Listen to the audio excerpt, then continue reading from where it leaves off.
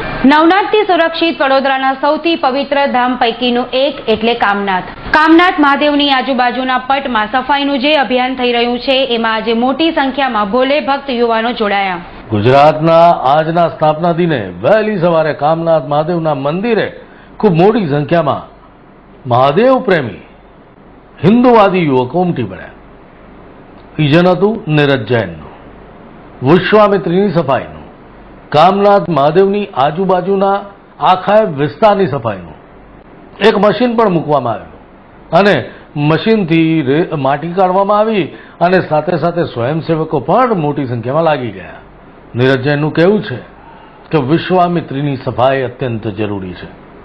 વિશ્વામિત્રી પર સર્વશ્રેષ્ઠ રિવરફ્રન્ટ બની શકે એવી પરિસ્થિતિ છે અને વડોદરાનું એ લેન્ડમાર્ક પણ બની શકે છે. અને સાથે સાથે આ વિશ્વામિત્રી નદીના કાંઠે આવેલ કામનાથ મહાદેવ મંદિર અને એનો ઓવારો એને પણ તાત્કાલિક શુદ્ધ કરવો અત્યારે અત્યંત આવશ્યક છે. કારણ કે વડોદરા શહેરમાં નેચરલ જે જોઈએ અને નેચરલ આનંદ માણી શકાય એવા જો કોઈ સ્થળ હોય તો વિશ્વામિત્રીનો ઓવારો એમાંનો